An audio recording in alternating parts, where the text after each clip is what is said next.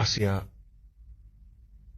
አላህን ፍሪና ሁሉን ነገርሽን ተይና እስቲ የጥሞና የእርጋታ ጊዜ ይኖርሽ። ሰላሙ አለይኩም ወራህመቱላሂ ወበረካቱ። ቢስሚላሂ ራህማኒ ራሂም አልሐምዱሊላሂ ረቢል ዓለሚን ወሰላቱ ወሰላሙ አላ ረሱሊላህ። አስያ አላህን ፍሪና ሁሉን ነገርሽን ተይና እስቲ የጥሞና የእርጋታ ጊዜ ይኖርሽ። ምክንያቱም ወላሂ የሰራሽ ያለውን ቁጭ ብለሽ በጥሞና ስታየው የሸይጣንን እርምጃ ኮቴ በኮቴ እየተከተልሽ እንደሆነ ትረጃዋለሽ። ላስታውስሽ ወደ ኋላ አንድም ቀን ከትዕቢት ወጥተሽ እንደማታቂ። መቼም አላህ ከትዕቢት ይመልሰን። ካስታወስሽ እኔ ቲክቶክ ስገባ የውን ነገር ተቃወምሽኝና ማናት እቺ ሴት ብዬ ውስጥሽ ገብቼ ሳይ ጸጉርሽን ተገልጠሽ የነበሩትን ቪዲዮዎች ራሱ እዛ ላይ ለቀሽ ኤክስፕላኔሽን ደሞ ሰጥተሻል። እኔ ብለሽ ጀመርሽ። እኔ አይባልም እኮ ስለ ሃይማኖት ነው የሚወራው። ሃይማኖቱ ስለሚለው ነገር እንጂ አንቺ ስለምትይው አይደለም መስማት የፈለግነው። ምን አልሽ? የድሮ ሁኔታዬና አሁን ያለሁበት የሃይማኖት ሁኔታ ሁለቱም ለንጽጽር እዚህ እንዲቀመጥ ፈልጋለሁ አልሽ። በጆሮዬ ሰምቼሻለሁ። አላህ ይመልስሽና እኔ ብሎ ከጀነት የተባረረው ማን ነው? ሸይጣን ነው። እኔ እያልሽ ከጀነት እንዳትባረሪ። ሁለተኛ ሀያትን ታስታውሻለሽ? ሀያት ናስር የተባለችዋን እህት በግል መከሬ ሳበቃ ጥፋቶቿ ግን እየበዙ ሄደው ሸሆቹ እኮ ታሉበት ሆነው ያዩኛል ምናምን የሚል ክህደት ስታስፋፋ ግን ጠቅለል አድርጌ መልስ ሰጠሁባት። አንቺ የሙስሊም ወጣቶች እናት ነኝ ብለሽ ሚዲያ ላይ መቀነትሽን አስረሽ ብቅ የምትየዋ ሴትዮ ምናልሽ? ሰው እንዲህ ነው የሚመከረው? የእኔ እናት ስታሳዝን እንደው ጥሩልኝ፣ እንደው ስልኳን ስጡኝ፣ አንጀቴ ውስጥ ገባች አልሽ። እንደው አላህን አትፈሪም? አላህን አትፈሪም? አሁን እንዲህ ነው መቆርቆር የነበረብሽ? ለምኑ ነው መቆርቆር የነበረብሽ? ለሐቁ ወይስ ሀያት በጫማ ጥፊ ላለችው ሐቅ? ነቢዩ ሰለላሁ ዐለይሂ ወሰለም አንቺ የምትነግጅባቸው ታላቁ ነቢይ ምን አሉ መሰለሽ? ረገሙ። ማንን? ወንድ ሆኖ በሴት የሚመሳሰል፣ ሴት ሆኖ በወንድ የሚመሳሰል። አሁንም አልቆምሽም። ሶስተኛ እነ ሙፍቲ እነ ሐሰን ታጁ የመሳሰሉት ሰዎች የጫት ክምር ጎዝጉዘው መውሊድ እናከብራለን ሲሉ፣ ያው እነሱ መውሊድ ሲሉ የሚፈልጉበት እኛ ነቢዩ መሐመድን ስለምንወድ ነው ሲሉ፣ እኛ ደግሞ ምናል? ነቢዩ መሐመድን የሚወድ ሰው እኮ ይህን የሚያክል የጫት ክምር ተራ ላይ አይገኝም። ሰለዋት ያወርዳል፣ ሐዲት ይማራል፣ ይማማራል፣ ተውሂድን የበላይ ያደርጋል። ይሄ ነው ሁልጊዜ የምንቃወመው ማለት ነው። አላስቻለሽም? 4-5 ፖስት አላህ ያንተን ወንጀል ሸፍኖልህ ሲያበቃ ደግሞ ድፍረቱም አልነበረሽም እኮ። ለመቃወምም ስም ጠርተሽ ድፍረቱ አልነበረሽም። ለምን? የሚያሳፍር ነገር ስለነበረ ጥብቅና የቆምሽለት ማለት ነው። የሚገባሽም መልስ ሰጠሁሽ። እንደዛም ሆኖ አሁንም አልተመለስሽም። ቲቢቲሽ አፍንጫ ላይ ስላለ ድንቄ ምክር እኔ ያለሁት ካናዳ አልሽ። እኔ በጀሃነብ ነበር ያስፈራራሁሽ። ካናዳ የሚኖር ሰው ጀሃነብ አይገባም ወይ? ግን እህቴ ቆይ እኔ አንድ ነገር ልንገርሽ። ደግሞ አሁን ስለ ቪዲዮ ሴት ልጅ መቀረጽ ምናምን ደግሞ ታወሪና ይቻላል ምናምን ትያለሽ። በአላህ ስም የምጠይቅሽ ደግሞ እንዳትዋሺ። ውሸት ደግሞ ሌላኛው መጥፎ ባህሪ ነው።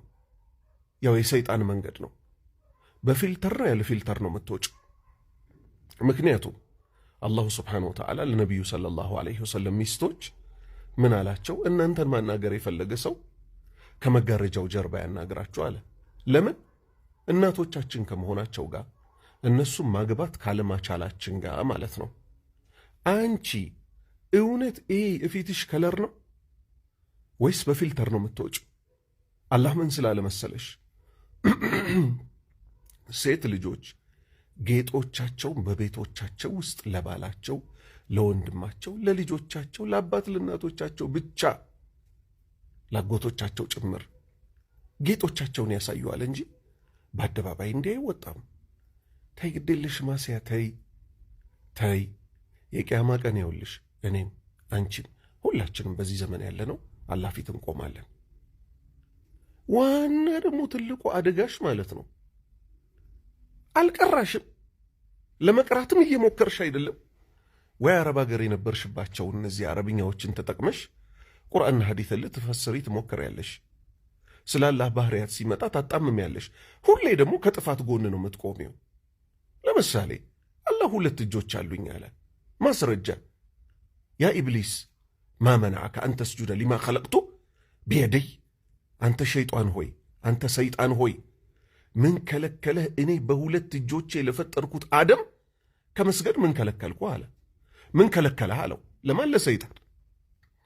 አሁን አንቺ እዚህ ጋር ስለ አላህ ራሱ አጽድቆ የመጣውን ነገር ትቃወሚያለሽ አይደለ? ለራሱ ያጸደቃቸው ባት እንዳለው ራሱን ያጸደቀው ማን? ነብዩ ሰለላሁ ዐለይሂ ወሰለም አጽድቀውለታል። ይሄ ማለት ግን እኛ እሱን እናመሳስለዋለን ማለት አይደለም። እንዴት አለመሆኑን ላስረዳሽ መሰለሽ? መላኢካዎችን ክንፍ ባለቤት አድርጎ አላህ ፈጠራቸው። ዶሮንም ባለ ክንፍ አድርጎ ፈጠራት። መላኢካዎች ያላቸው ክንፍ ከዶሮ ክንፍ ጋር እንዳይመሳሰል የዶሮ ክንፍ የላትም ወይ? የመላኢካ ደግሞ ክንፍ ሲባል የተፈለገው እንዲህ ነው ብለን ትርጉሙን እንቀይረዋለን? አንቀይረውም። ለመላኢካዎች የሚገባቸው የነሱ ልቅና የመጠነ ክንፍ አላቸው። ሁኔታው ምን ይመስላል አናቅም። ለዶሮ ደግሞ በአይናችን ያየነው ክንፍ አላት። ለወፎችም በአይናችን ያየነው ክንፍ አላቸው። ስለዚህ አላህ ያጸደቀውን አጽድቆ ማለፍ ነው።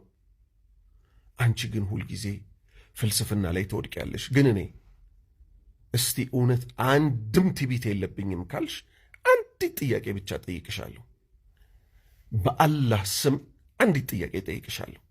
አንቺ ጥብቅና የምትቆሚላቸው እነዚህ ሽርክ የሚሰሩት ቢድዓ የሚያስፋፉት ሰዎች መውሊድ የሚያከብሩት ማለት ነው ምን ይላሉ መሰለሽ? በአላህ ስም ስሚ፣ ትዕቢትሽ ይቅርብሽ። በነገራችን ላይ ከልጆቼ ውስጥ አንዷ ቅመም አስያ ትባላለች። አንቺ የሚያዝሽውን ስም ማለት ነው። ማንን አስቤበት? አላህ የሚያከብራትን ያችን የፊርዓውንን ሚስት የነበረችውን በእሷ ስም ተሰይማ። እስቲ ትዕቢትሽ ይውጣልሽና አንድ ጥያቄ ልጠይቅሽ። እንደው እስቲ ቁጭ በይና ጌታዬ ሆይ ትዕቢተኛ ነኝ ወይስ አይደለሁም የሚለውን ታይ ዘንድ ማለት ነው። አላህ ለራሱ ያጸደቀው ማጽደቅ አቅቶሽ ይሄውን የከባድ ጥያቄ ልጠይቅሽ ነው። እነዚህ መውሊድ የሚያከብሩ ሰዎች የቃጥባሬ ተከታይ የሚባሉ አሉ። ምን ይላሉ መሰለሽ? በፊት የሰራውን ጉድ አሁን ልናገረው፣ ያላህ ሹም እኮ ነው ሸልሞ የፈጠረው፣ የአደም ጭቃ ነው እጁን ያጠቆረው፣ ነበር ያሳመረ ሌሎቹ ሲያቦኩ፣ አቡልጀበል ግርማ አለው ለመልኩ፣ ያም አይነት እኮ ነው የሚታየው በእግሩ፣ ዋና ረጋጭ ነበር ደባልቆ አፈሩን፣ ጌታዬ ሺሊላህ በእጁ ያረገው ሙልኩ፣ አቡልጀበል ግርማ አለው ለመልኩ ይላሉ። አቡልጀበል ማን መሰለሽ? ድንገት አማርኛው ላይ ገባሽ ከቻለ፣ ሁለተኛ ይሄን ሽርክ ደግሞ አንቺ ላታቂውን ትችያለሽ። ሁለተኛ የሀድራ ሰው ነኝ ካልሽ ደግሞ በጥሩ ስለምትፈስሪላቸው አቡልጀበል ማለት የሼኽ ኢሳ የሼኽ ቃጥባሬ ልጅ ነው። አቡልጀበልን አስመልክቶ ምን ይላሉ? ድሮ የሰራውን እስቲ ጉድ እንንገራችሁ። የአደም ጭቃ ነው እጁን ያጠቆረው።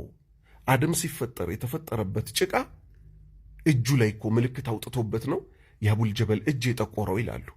ያም አይነት እኮ ነው የሚታየው በእግሩ፣ እግሩ ላይም እኮ የነበረበት እኮ ጥቁር ምልክት ልክ እንደዛው ነው። ዋና ረጋጭ ነበር ደባልቆ አፈሩን። አደም የተፈጠረበትን ጭቃ ሲያቦካ የነበረው አቡልጀበል ነው ይላሉ። እሺ እንደው በአላህ ይሆንብሽ፣ አንቺ ጥብቅና የምትቆሚላቸው እነዚህ መውሊድ የሚያከብሩት ሰዎች ይኸው ትልቅ ጥያቄ እየጠየኩሽ ነው። ለነብስሽ ቃል ግቢ፣ ትዕቢተኛ ነኝ ወይስ አይደለሁም የሚለውን ዛሬ ፈትሺ። ይሄው እነሱ ከአደም በፊት ሰው አለ አቡልጀበል የሚባል እያሉ ነው። ስለዚህ ስትናገሪ ሰምተንሽ አናቅም።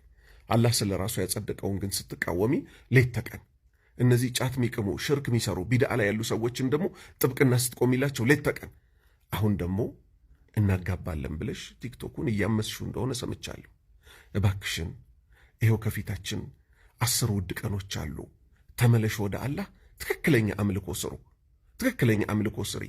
እንዲህ አይነት ቆሻሻ ነገሮችን እርግፍ አድርገሽ ተይ። ባለቤትሽ የውጭ ዜጋ ነው። ስለዚህ ምን አድርጊ? በሥነ ሥርዓት ዲን የሚለውን ተማሪ፣ አስተምሪ፣ ልጆችሽን ያዥ። እባክሽ ይቅርብሽ። ይሄ ሁሉ ትቢትሽ ነገ ያስከፍልሻል። ወሰላሙ ዓለይኩም ወራህመቱላህ